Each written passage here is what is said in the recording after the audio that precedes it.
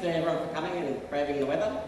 I'm going to give a bit of a talk about occupational therapy. I'm not sure if everyone's familiar with it, so I'll go through what occupational therapy is, the different areas of life that occupational therapy can help in. Is that too loud? Am I talking to somebody at the speaker? Good. I'll talk about the occupational therapy process and assistive technology that can help with people, their carers and family at home. How we help in the disease process. Then we'll have a bit of a group interaction and discussion. And then there's a space for questions at the end, but if you want to ask questions during, feel free to. Fine. Okay, coming up. So as you see here, this is a little cartoon of a pretty bad occupational therapist. He's supposed to be helping with tasks. Here he's not really helping at all. But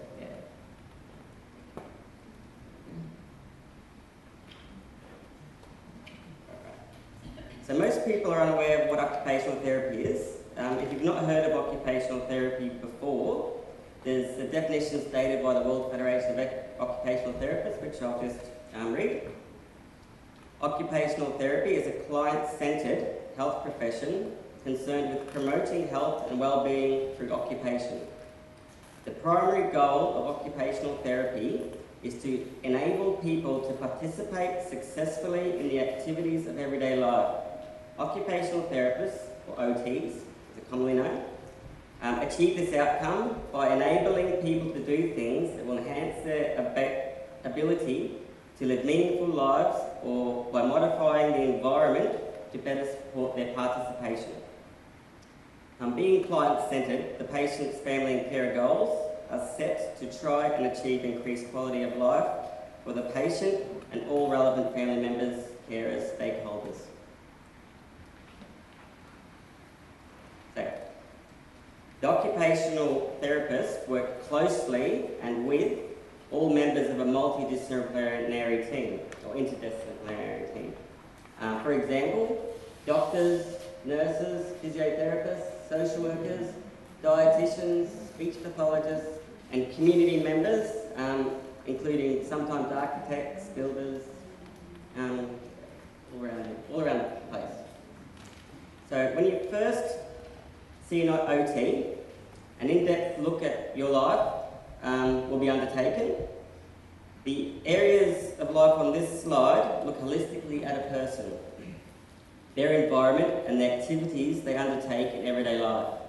This information is then used if further assessment may be needed, such as around the home. The information is also used to see what kind of supports are currently in place for a person and liaising with the treating team, patient and family to implement extra help. So you see here, first we see what goals the client, the carers have for enabling a person to achieve better quality of life. We look at their social situation, so if they're home during the day alone, or if they've got carers coming in, or a family member staying home with them. We look at the home setup. I'll go into that a bit more, but we look at clutter, steps, access, things like that. We look at how they were before seeing us, and normally in a hospital setting this is, and how they're currently functionally performing. And then we try and put in aids or equipment or supports to help bridge that gap so they can go home safely and as independently as possible. We look at their hobbies and interests, because everybody likes to spend their time doing things they like. We check a person's cognition.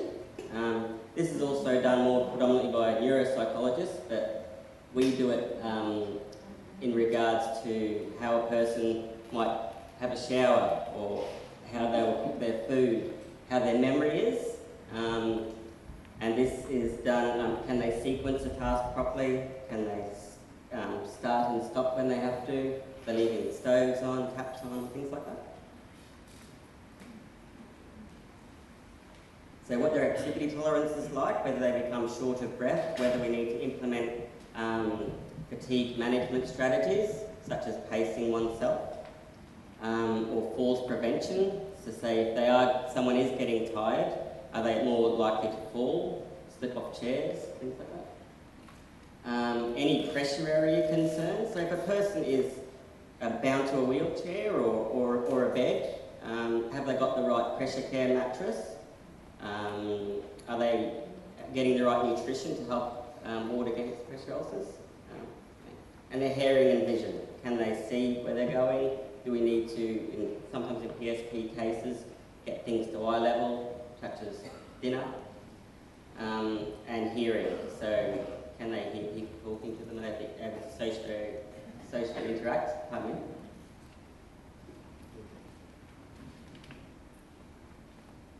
So the assessment process involves discussion with the patient and their carers, and where appropriate, observation of the activity being performed.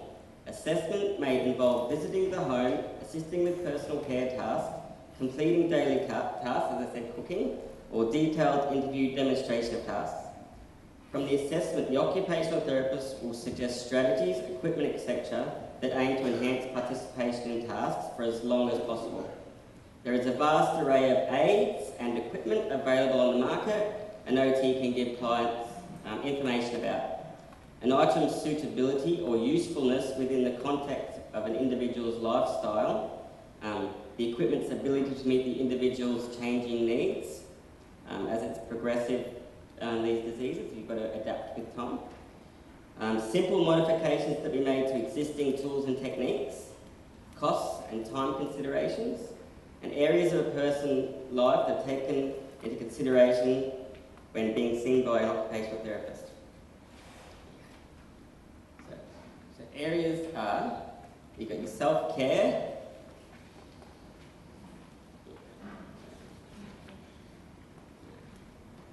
I'll just go, there's such as showering, toileting, grooming, dressing, eating and drinking. So here we have some equipment that might help with showering. I'll just see if this is working. Does everyone see that? So here you've got a sponge on a long handle, someone with decreased range of motion in their arms. Here we have, say someone at home only has a bath and not a shower. This is a safe way for them to transfer to have a bath. And here, if they have a shower, a seat with a back on so they're not slipping backwards. Also, you'll notice this one has armrests, so if they can push themselves up, they can. Here is a type of rail you can get installed for, say, short periods of time. It's a suction rail, so it goes flat on tiles, or you can get brass or metal rails installed, but they are a little bit more expensive, and yeah. And here we go, this is a toe dryer, so enabling someone to reach down who wouldn't otherwise be able to without risk of falling over. And here is a handheld shower hose. Especially with carers helping with people at home, it's easier for them to use the shower hose than getting wet from the above shower above them. So here we've got items that might help with toileting. As we said, with the decreased range of motion, you might put some paper on a stick, like here. Here we have a frame that might fit over the top of a toilet. These are height adjustable there. So you might stand in front of you guys, please, right? This enables a person's height to be taken into account, so they're not having to get up from such a low space, which normally toilets at home are. This one here is to maybe beside a bed, so at night someone can wake up and rather than walking all the way to the toilet and risk falling, just go to the toilet next to their bed, and it looks like a normal chair, so it's very aesthetically pleasing. Whereas a toilet can be, I suppose. So here's some grooming items. This is the long-handled comb, pretty self-explanatory. This is an item here which helps put clothes on, so, and again, extending reach. Here we have a sock aid, so you'll put the sock over the top of this plastic implement here, put it to the end of your foot and pull your sock up through that way. And this little contraption here is helps with putting buttons on. So you can put that through a buttonhole and pull the button through the shirt, because with progressive diseases, you get decreased dexterity in your hands, fingers. There's all sorts of little tools that can help you. And this is just the tip of the iceberg. There's thousands of different ones. Okay. So these are for eating, drinking. Here we have like a non-spill cup with handles on each side, which is a lot easier to grab if the person has the right function.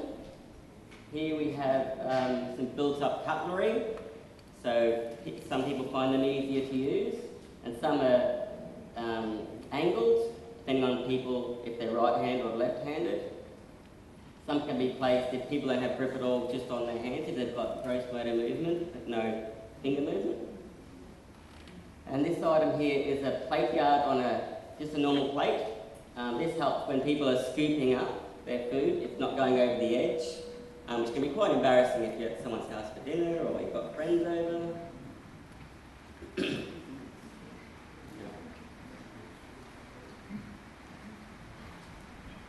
So, sleep and rest. OTs investigate bed comfort, pressure care, and positioning options. Pressure care positioning may include mattress replacement, different seating, education, upper limb splints, and education for both patient and their carers on energy conservation and task simplification techniques, and education on relaxation methods, such as progressive muscular, I'll come back to that, sorry, I've forgotten the name of it, particular. Here's some items that help with people being comfortable, either at home or in a hospital setting. Here we have an electric lift and recline chair that can be operated via either electronic controls, or you can get them switch adapted, so different cognition levels can use them, or different functional levels. Here we have a pressure relieving cushion, it's called a Roho cushion. I'm not sure if anyone's heard of one of those. They help with, if people are at risk of getting pressure sores, they're just filled with air and they're adjusted for a person's weight. And this item here is an alternating air pressure mattress, and if a person is bed bound, the little pockets of air change throughout the night and day, and they go up and down the bed, so there's not one particular point of a bony prominence that is in contact with the bed.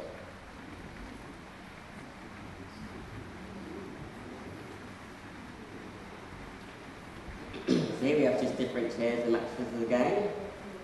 Different wedges to help with breathing, if people are having trouble breathing. And these little guys that help with bed transfers. So people can hold on to them while they're sitting down, or the other way, getting up, making the transfer a lot easier and a lot less endurance needed. So occupational therapists are also involved in assisting our clients, where possible, to complete their chosen leisure activities. This may involve altering the way the activity is performed or implementing various pieces of equipment, including technology such as switches. So here's some examples of things which have been adapted.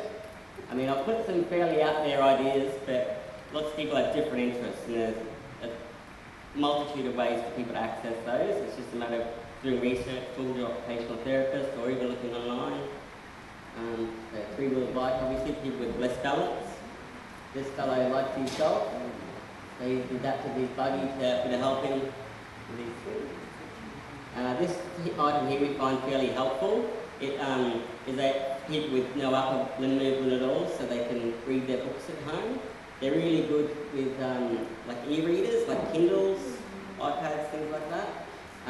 And the Kindles can also be switch adapted, so you don't have to be using your fine motor skills. You can just use your arm or your leg, whatever you've got.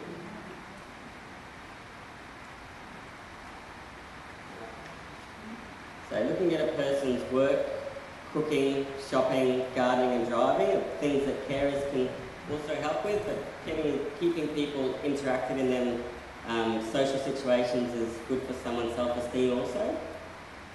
Looking at driving, occupational therapists might do a driving assessment to see if people are safe as recommended by their GP. And if they are, they might if they're not, they might have limitations put in their licences, or unfortunately sometimes the licence may be taken away as a result. We'll look at work a little bit later in the presentation. Here's some examples of different accesses at work. Maybe a key guard here. So people, if they're having troubles with their fingers, just have to search along the line there to find the key, and they're not accidentally pressing the wrong one by accident. That isn't a mouse, I just got there for a bit of fun. This here is a mouse which has a switch adapter to it, so you don't have to press the clicker buttons. And here's another type of mouse, but rather than moving the mouse about with your hand, you're just moving a little ball. So again, it just helps with that fatigue management and people with low motor skills.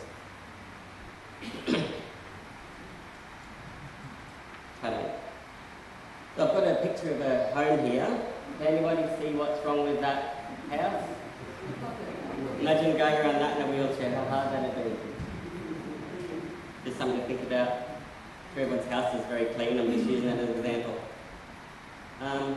So occupational therapist, if a home assessment is flagged either by the OT's initial assessment or by concerns from the treating team, family or carers, an occupational therapist may need to visit the patient's home. The patient's current level of function is used to see if a person is safe accessing all areas of the home.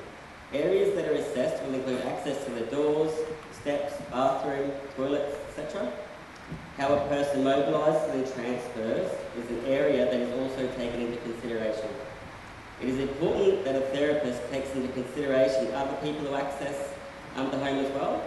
While undertaking the assessment, environmental considerations that need to be considered are lighting, heating and cooling, smoke alarms, are the smoke alarms working, who changes the batteries. With people diagnosed with PSP, the areas around their home need to be as uncluttered as possible, secondary to their gaze pulse. This is to ensure that they are not faced with trip hazards if they have limited scanning abilities. If a person is to be home alone, emergency call bells may need to be considered. There are a variety of options available in different systems, and a good place to research them would be the Independent Living Centre website. I think it's www.ilc.com.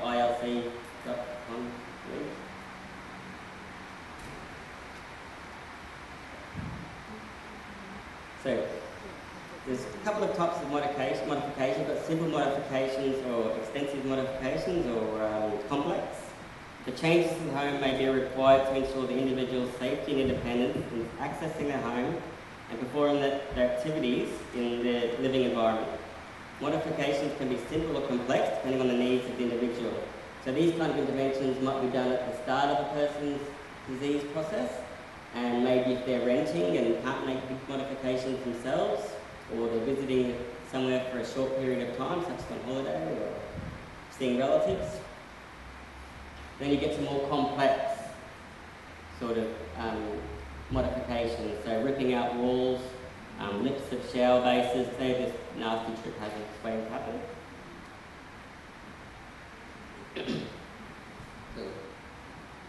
We'll go through the stages of care. These are loose stages of care. I mean, everyone's journey is going to be a little bit different. So in the early stages of PSP, processes individuals are likely to be independent and able to sustain most activities of daily living. But these will often be more effortful, therefore advice on fatigue management strategies to assist them in planning and prioritising their ADLs is useful. Complex or fine motor tasks such as handwriting may become more difficult, and it is important to address these within the early stages. Keeping recommendations simple is often the most effective. PSP affects people in their later working years or in retirement. However, it may affect people as young as 40. Therefore, support in the workplace and managing their working role may be a priority or concern for the individual. OTs might help by recommending technical adaptations, such as some of the things I've shown you with computers, assistance with travel, getting to and from work, an introduction of frequent breaks, and support by other workers. So maybe running some education sessions will help with that, people's understanding. So people with PSP are often at this stage, intermediate stage, before a definitive diagnosis is confirmed. It is important to maximise participation to maintain a sense of self-worth and competence. Likely areas of difficulty include areas such as transfers, as people with PSP struggle with transfers due to limb and trunk rigidity, lack of cognitive planning for the task, vertical gaze palsy, and increased neck extension. OT is helped by educating carers on safe transfers or by recommending equipment such as bed poles, which I showed you earlier, electric lift and recline chairs, or simply by just raising the height of beds, chairs, etc. Car transfers are also looked at, and safe transfer techniques are trialled. Please remember that equipment needs may change frequently due to the progressive nature of the disease. So just heading back to the cognition side of things, so is a person able to understand instructions or perform tasks in a safe and sequenced manner? So throughout the entirety of the disease, cognition is monitored. This is done by observing a person undergoing a functional assessment, as I said before, or completing a standardised formal assessment. Problems that may arise if this is not undertaken may include patient and carer stress and unsafe practices which may result in harm or hospitalisation.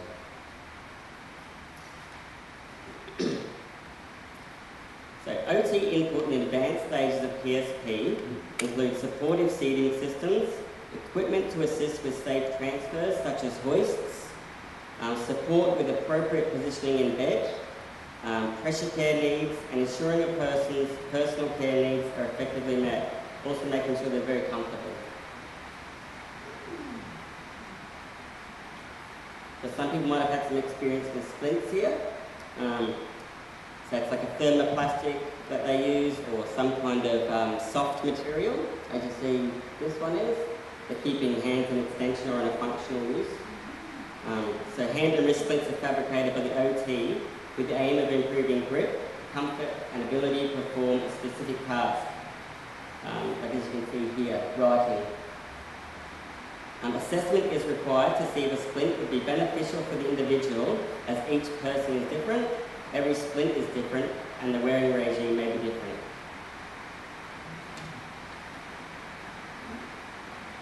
So different switch adaptations here. Like I said before, this here is like an e-reader, a Kindle, with some switches that help turn the page. This here is a micro-light switch, and it's used if people just have a little bit of finger movement or toe movement in some cases.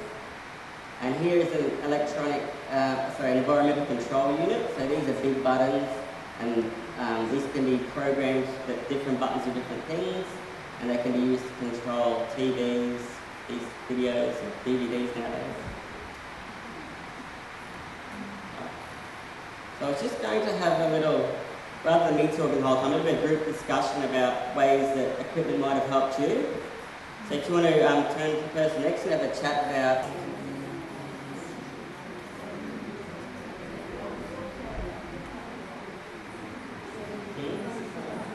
okay. This lady's saying she's got a long-handled reacher at home, so they've got like a handle on them which control a claw at the end, which is very beneficial in helping people pick things up without bending over at risk of falling.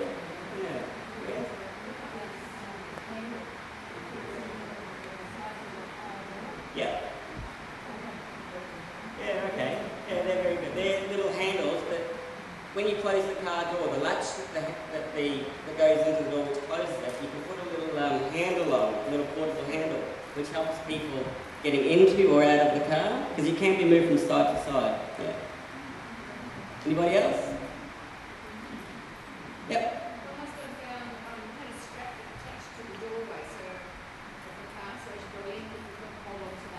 Yeah. Yeah. Okay. So the strap was attached to the whole handle? No, it went through the window. Oh, okay. Yeah, and you could sort of come down. It's through clothing. Industrial. Good. Yeah. Yeah. And the swivel seat just helped with the transferring. Oh, very good. Any else? We'll leave it there then. Just summarising. So, accepting any adaptive equipment, accepting any adaptive equipment can be difficult for the person, as the rapidity of the progression of the disease allows little time for adjustment. The psychological impact of having to rely on a hoist can be devastating, so the issue needs to be approached carefully and with positive emphasis on maintaining independence. The psychological consequences of the disease require special attention from diagnosis onwards. A rapid progression of the disease also means that equipment and adaptations should be provided with all possible speed.